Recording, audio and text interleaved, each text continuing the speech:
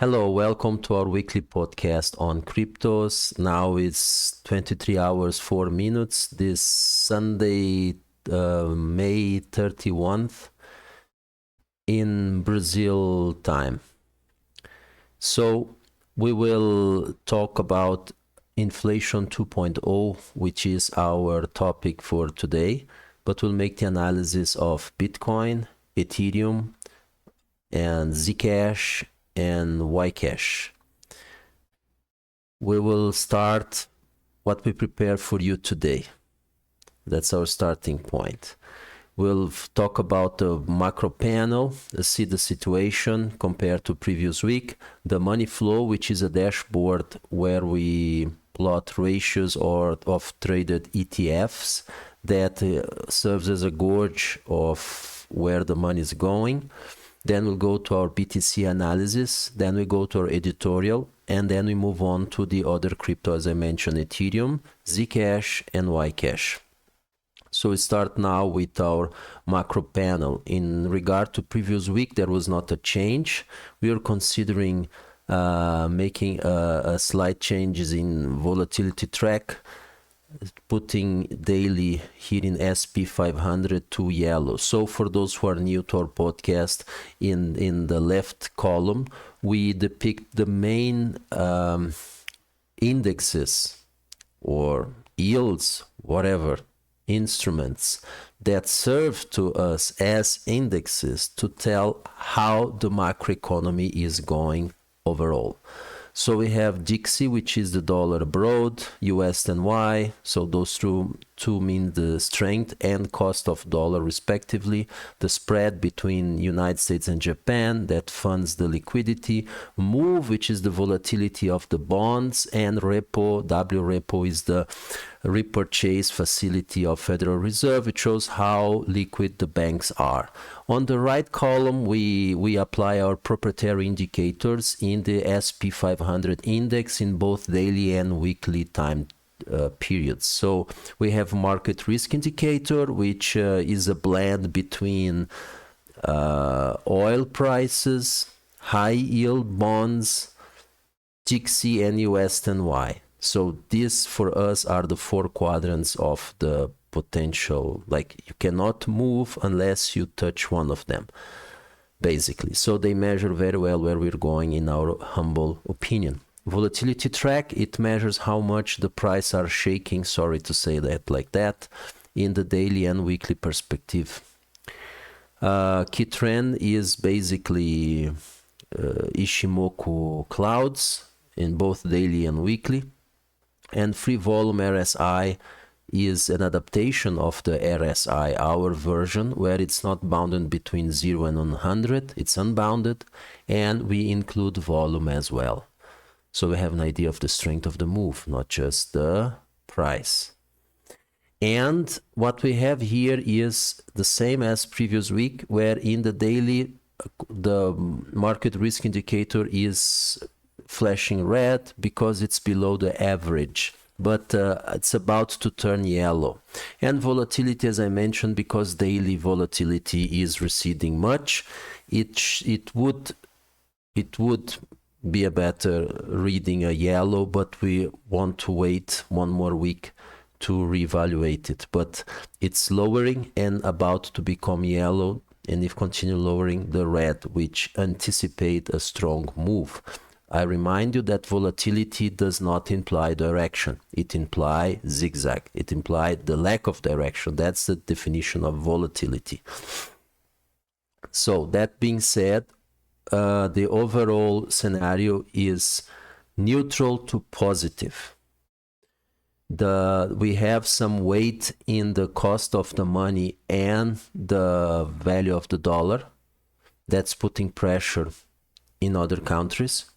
The liquidity source is being squeezed, but the market is still responding well because MOVE and repo are in green levels.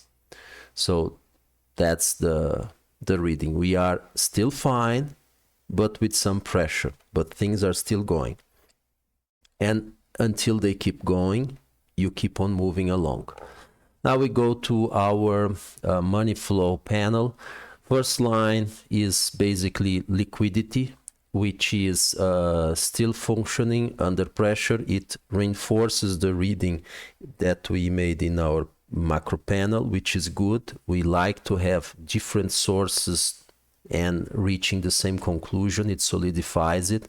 The second line measures where the money is going in terms of regional and instruments like fixed income or stocks, still on stocks, but about to make a turn because we might have bottom. I'm talking about second line, first column.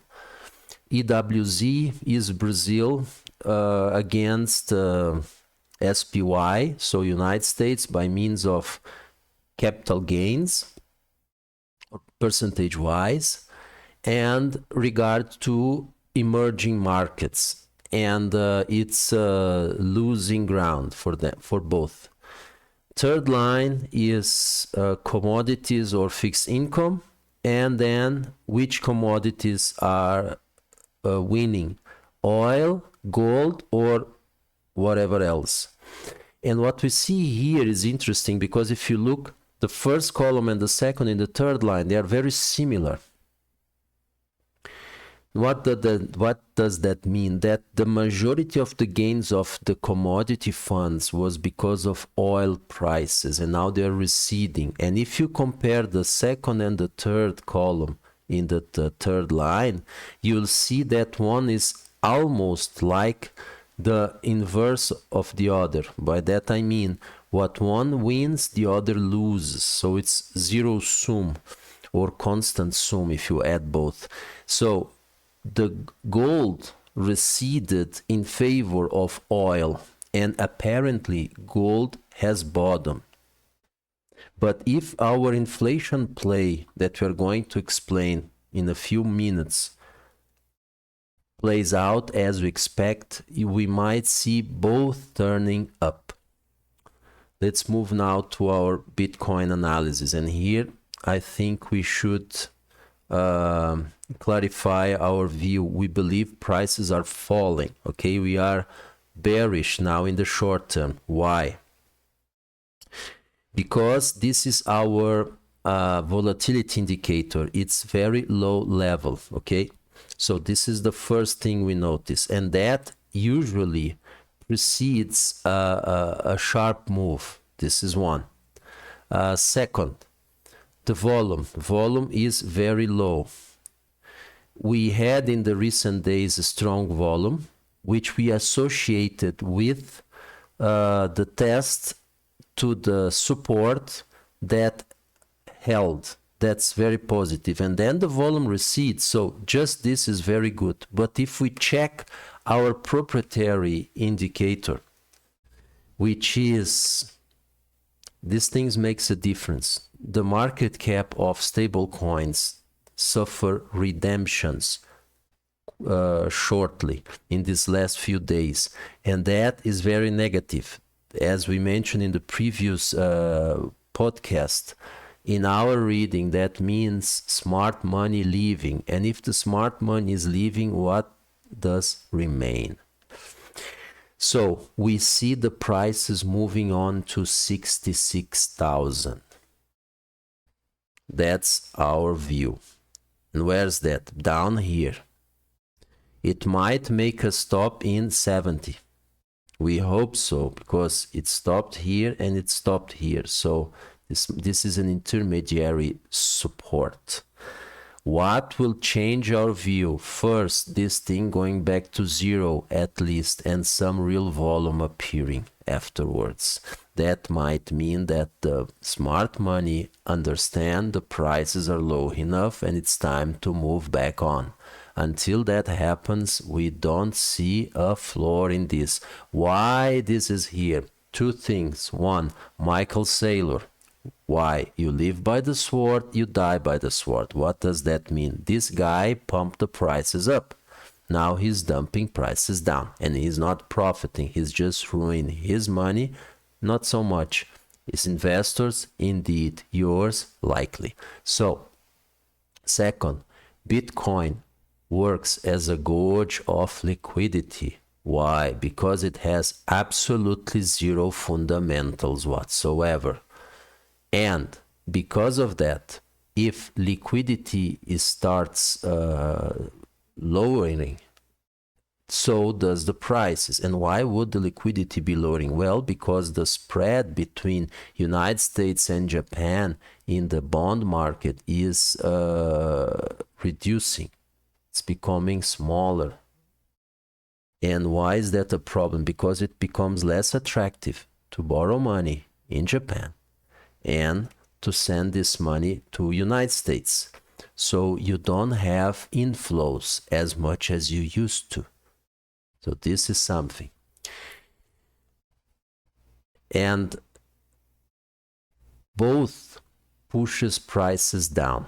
And because of that, crypto moves along. And that's our line of thought for the final part of this presentation. So we believe this is going to happen. There is a resistance here. Normally, if you exclude this indicator, this profile of volume associated with this price move, price action as you wish, it suggests that the test was finished to this support and it held. Now you can expect it moving up. You will wait the price close at least above 74.5 because you have then a daily close above all these previous ones and with some volume, which shows that indeed there is some life coming back to the body. And then you will expect a test here to 76.6 and hopefully close above to make sure this break is definite, and then move along and break this barrier to test the top here and then go to the 90s, which we believe it belongs to. Not that fast. Because of our indicator shows that there is not substance at all and they are extracting money from the market. And so this thing is likely to dump. This is it. So now we move to our analysis. And here is what we would like to show you. This chart or these charts are in white, the Federal Reserve balance sheet, and in orange, the United States Treasury bonds 10-year yield. And then we notice something very interesting, and that's related to the system. Notice that in the central part of the chart, you have both curves in similar levels, okay? Then going to the right, we have this move up here, and exactly 2 years later, the move up in the interest rate. So the balance sheet sharply rose in this lockdown period, 2020s. 2 years later, interest rate rose, of course, to curb down the inflation that was skyrocketing like there's no tomorrow. Notice that the peak was here in April 22. So the distance here is exactly 2 years, and exactly 2 years from here is here in the second peak. So we understand this second peak in April 2024, last April, not April last year, the peak in interest rate. So what we see here is the following. The Fed balance sheet has bottom and is going back up and is going to cross all-time high and beyond. And that's gonna move the yields down. So we're going to print money to yield curve, whatever the name you'll give to that. As a result, the yields will follow because the market will be flooded with money and everything will go sky high, inflation included. So commodity prices, Bitcoin, stock market, whatsoever. How long it will last, I don't know, but that's coming down the pike. That's our reading from these two charts. They will need to print money, expanding Fed's balance sheet to bring down yields. We noticed like 1 or 2 podcasts ago that the TLTs have bottom and they are being accumulated hugely. And that's one signal. This one is the second. Not exactly a signal, but you see here the balance sheet has already bottom. It's moving up. These yields are too high for the system right now. It's moving down.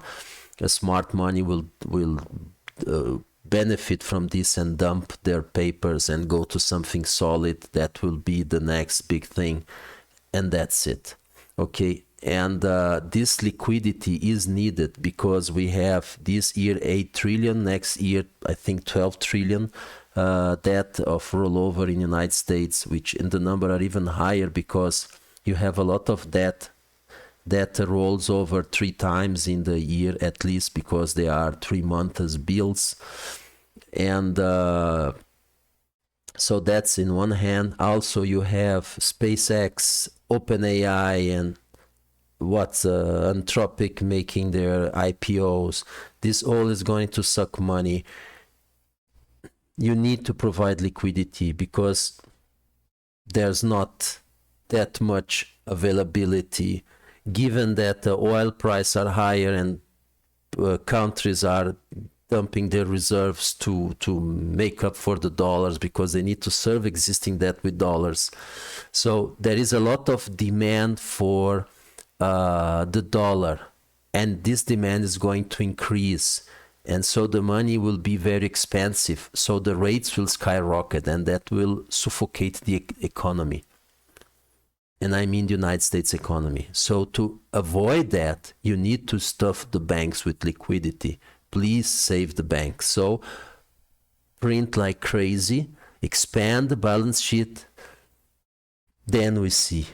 You live to fight another day, or you live to print another day. It doesn't matter, but that's what we're seeing next. And now back to the basics. We go to other coins. Ethereum. Ethereum is in a similar situation. Let's add here this volatility track. You see, they all follow the same pattern. That's why we say that if you diversify in cryptos, you're not diversifying anything unless you're buying Monero as well, because that thing has its own life, which is fantastic. Okay, that's fantastic. It's beautiful to see. It doesn't correlate with whatever, like it's pure bravery. So what we have here, prices are around 2000. Where do they have their immediate support? 1900. That's where we're going. And if we go weekly, we have a floor here in 1600, 1500 region. And that is equivalent to 66K in Bitcoin. So on daily chart, the 70 is 70K in Bitcoin is equivalent to 1900 in Ethereum. And we'll likely go here, which is 1900 exactly. Here's the bottom of previous move on 1950 or 1950 as you prefer, to 1900. So this is the equivalent to 70,000 in Bitcoin, and 66 is 1600, 1500. For Zcash, Zcash is interesting because it is ruled by Zcash, that in my view is doing head and shoulders. Shoulder, head and shoulder. Okay, so it's a head and shoulders here. So here is a shoulder, here is the head, and now it's might go down a bit. It's okay, it doesn't matter. It doesn't need to be parallel. It can be with some inclination, but we believe it's moving down then up, making the second shoulder. That being the case, Zcash already started the second shoulder. So that was Saturday, Sunday, or Sunday, Monday, when the NYSE, the New York Security Exchange, is closed, so that OTC paper Zcash cannot trade, and it should respond or reflect this move here tomorrow or Monday. So it might go up a bit and complete the second shoulder. So we need to be aware of that. And this is a textbook head and shoulders, because the first shoulder has more volume than the head, which is taller, and now we're going to the second shoulder, which will have even less volume, because you are finishing a distribution in 3 moves. So now you move down and the volatility is lowering. Maybe once it finished the top of the shoulder here, and then it start going down. But remember, not it's necessary, but it should retest it and then come along. So be mindful of that. So we're likely going down. If we go down, we go where? We have this, which is the bottom of the candle at the 420, which kind of 400 here. So this is the same region. And below here, lo and behold, you have here the 300. We don't think it's going there, but here to 420, 400, this range we're likely to visit. So this is our support, and it's important that it doesn't lose the base of this candle. It's opening here on May 5th this year. Why? Because if you close daily below this opening, that means that you gave back all this ground, and then it becomes a resistance. So we hope this reversal occurs above this level, 420, but we think we'll just test it in this next leg down, which might be the last leg down based on what I just mentioned regard to inflation. And then we go to Ycash. So Ycash unfortunately lost this support here, and I'm very sorry for that. But the truth is the truth. And so this region is bye-bye now, and we're moving down. So we're likely going to something around, I hope, but in the region, I hope not, but in the 20 to 15, 12 region. It will depend on, in fact, the ultimate bottom that we have here is on 10. So yes, we can reach as low as 10, okay? Why? Well, it depends of how strong is the pressure on Zcash, which will suffer from pressure on Bitcoin in one side. And then there's strange relation between Zcash and Zcash. So tomorrow Zcash will go up, reflecting the move up in Zcash. And that might reflect on Zcash going up as a reflection. And that might hold back moves down in Ycash. We don't know. But we believe that it will have a sharp move down. But notice that the volatility here is not that low, which is somehow positive. That means we might remain up to 20 here, which is exactly our 420 in Zcash. So the 20 here is equivalent to that by means of graphical formation. In price level, it might take us, because of the higher volatility that Ycash has in relation to Zcash, because it is a smaller market, like less liquidity, so you suffer more with price swings. it might take us to 15, 14. So the ultimate bottom is 10. I would not like to go there, but that's life. We see very likely a retracement to 20 cents. And that's it. Why? Because believe that Bitcoin is going down. Are we wrong? Sure, we can be wrong. But then we will see issuance of stable coins first, second, and increased volume in Bitcoin traded in Binance. Binance, Bitcoin, Tether pair. Increased volume. Those columns that appear here in the chart. That will suggest price will hold on in current levels and start reversal. Thank you very much for your audience, and please, commentaries, suggestions, critics, all are equally welcome. And if there are coins that you like that we mention and include in the analysis, please comment. We'll read and reply. Thank you very much. Have all a nice week.